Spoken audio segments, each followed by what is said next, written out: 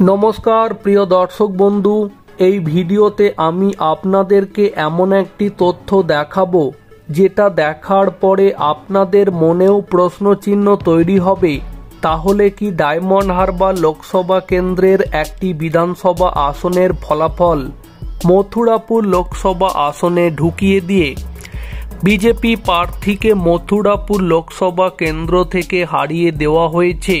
আপনারা প্রত্যেকে জানেন যে পশ্চিমবঙ্গে যে মোট ৪২টি লোকসভা আসন আছে সেক্ষেত্রে প্রত্যেকটি লোকসভা আসনে ৭টি করে বিধানসভা আসন আছে।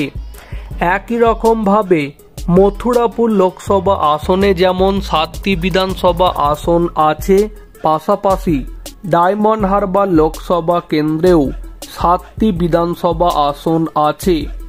তবে এবার আপনাদেরকে প্রথমে যেটা দেখাতে চাই সেটা হচ্ছে ডায়মন্ড হারবার লোকসভা কেন্দ্রের মধ্যে যে ৭টি বিধানসভা আসন আছে সেটা প্রথম আপনাদেরকে দেখিয়ে নিচ্ছি। ডায়মন্ড হারবার লোকসভা কেন্দ্রে অবস্থিত প্রথম বিধানসভা কেন্দ্রটি হল ১৪৩ নম্বর বিধানসভা কেন্দ্র ডায়মন্ড হারবার বিধানসভা কেন্দ্র। ২ নম্বরে হল ১৪৪ নম্বর ফলতা বিধানসভা কেন্দ্র। ৩ নম্বরে ১৪৫ নম্বর সাতগাছিয়া বিধানসভা কেন্দ্র। ৪ নম্বরে ১৪৬ নম্বর বিষ্ণুপুর বিধানসভা কেন্দ্র। ৫ নম্বরে ১৫৫ নম্বর মহেশতলা বিধানসভা কেন্দ্র। ৬ নম্বরে ১৫৬ নম্বর বজবজ বিধানসভা কেন্দ্র। ৭ নম্বরে ১৫৭ নম্বর মেটিয়াবুরুজ বিধানসভা কেন্দ্র। অর্থাৎ এই ৭টি বিধানসভা কেন্দ্র নিয়ে ডায়মন্ড হারবার লোকসভা আসনটি গঠিত হয়েছে।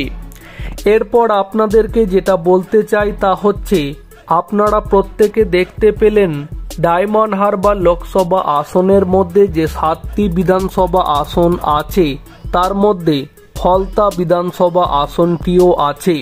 তবে এবার যদি আপনারা মথুরাপুর লোকসভা আসনটি দেখেন তাহলে সেখানে যে ৭টি বিধানসভা আসন দেখবেন সেটা একটু ভালো করে লক্ষ্য করবেন, তারপরে বাকি কথা আপনাদেরকে বলছি।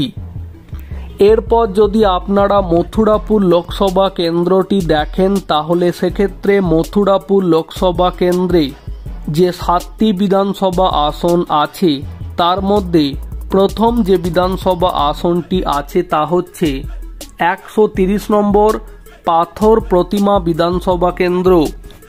এরপরে ২ নম্বরে আছে ১৩১ নম্বর কাকদ্বীপ বিধানসভা কেন্দ্র। এরপর ৩ নম্বরে ১৩২ নম্বর সাগর বিধানসভা কেন্দ্র। এরপরে দেখুন আপনাদেরকে যেটা দেখাতে চাইছিলাম, অর্থাৎ এই মথুরাপুর লোকসভা কেন্দ্রে যখন ৭টি বিধানসভা আসন দেখানো হচ্ছে তখন এই মথুরাপুর লোকসভা কেন্দ্রের মধ্যেই অন্তর্গত আছে ১৪৪ নম্বর ফলতা বিধানসভা কেন্দ্রটি। মানে যে ফলতা বিধানসভা আসনটি ডায়মন্ড হারবার লোকসভার অন্তর্গত সেই ফলতা বিধানসভা কেন্দ্রটিকে মথুরাপুর লোকসভার সাথে অন্তর্ভুক্ত করা হয়েছে। মানে এতক্ষণ আপনাদেরকে যেটা দেখাচ্ছিলাম ডায়মন্ড হারবার লোকসভা কেন্দ্রের মধ্যে যে ৭টি বিধানসভা আসন আছে সেখানে প্রত্যেকটি বিধানসভা কেন্দ্রে যে বুথভিত্তিক ফলাফল উঠে এসেছে সেই তথ্য দেখতে গিয়ে যেটা দেখতে পেয়েছিলাম, মানে যেখানে ডায়মন্ড হারবার লোকসভা কেন্দ্রের মধ্যে ৭টি বিধানসভা আসন দেখতে গিয়ে এই ১৪৪ নম্বর ফলতা বিধানসভা আসনটি পেয়েছিলাম, সেই ১৪৪ নম্বর ফলতা বিধানসভা আসনটি মথুরাপুর লোকসভার মধ্যেও অন্তর্ভুক্ত করা হয়েছে। মানে আমরা যখন মথুরাপুর লোকসভার মধ্যে যে ৭টি বিধানসভা আসনে এবার ২০২৪-এর লোকসভা ভোটে বুথভিত্তিক ফলাফল দেখছিলাম তখন এই মথুরাপুর লোকসভার মধ্যে ১৪৪ নম্বর ফলতা বিধানসভা আসনটিকেও অন্তর্ভুক্ত করা হয়েছে। তাহলে কি এবার 2024-এর লোকসভা ভোটে এই মথুরাপুর লোকসভা আসনে ডায়মন্ড হারবার লোকসভা কেন্দ্রের অন্তর্গত ফলতা বিধানসভা কেন্দ্রের ফলাফলকে মথুরাপুর লোকসভা আসনের মধ্যে ঢুকিয়ে দিয়েও তৃণমূল বিজেপিকে এই মথুরাপুর লোকসভা আসন থেকে হারিয়ে দিয়েছে? প্রিয় দর্শক বন্ধু, আপনাদের মতামত অবশ্যই কমেন্টে জানাবেন। তবে আর একটি কথা আপনাদেরকে জানিয়ে রাখি, এই রকম বিভিন্ন যে তথ্য আমরা খুঁজে পাচ্ছি সেটা যখন আপনাদেরকে দেখাচ্ছি, আপনারা অনেকে কমেন্ট করে আমাকে জানতে চাইছেন যে এই সমস্ত তথ্য আমরা দেখে কি করব, কেন এই সমস্ত তথ্য আমি আপনাদেরকে দেখাচ্ছি। আপনারা যারা প্রত্যেকে এই ধরনের মন্তব্য করছেন, আপনাদের প্রত্যেককে জানিয়ে রাখি, আমি কোনো রাজনৈতিক দলের সাথে প্রত্যক্ষ এবং পরোক্ষ কোনোভাবে যুক্ত নই এবং কোনো রাজনৈতিক দল কি করবে বা কি করবে না সেই বিষয়ে সিদ্ধান্ত নেওয়ার জন্যও আমি কখনো কোনো নির্দেশ দিয়ে থাকি না। তাই এই সমস্ত যা কিছু তথ্য আপনাদেরকে দেখাচ্ছি, সেটা যে সমস্ত ঘটনা আমি দেখতে পাচ্ছি সেগুলো আপনাদের কাছে তুলে ধরছি। এখন এই সমস্ত যে তথ্য পাওয়া যাচ্ছে সেই বিষয়ে যে রাজনৈতিক দলের বিরুদ্ধে অভিযোগ থাকছে এবং যে রাজনৈতিক দলের সাথে এই ঘটনা ঘটেছে তারা যদি আক্ষরিক অর্থে এই সমস্ত বিষয়ে সিদ্ধান্ত নেয় তবেই সেই সিদ্ধান্ত হবে, নচেত এই বিষয়ে আমাদের অন্তত কিছু করার থাকছে না।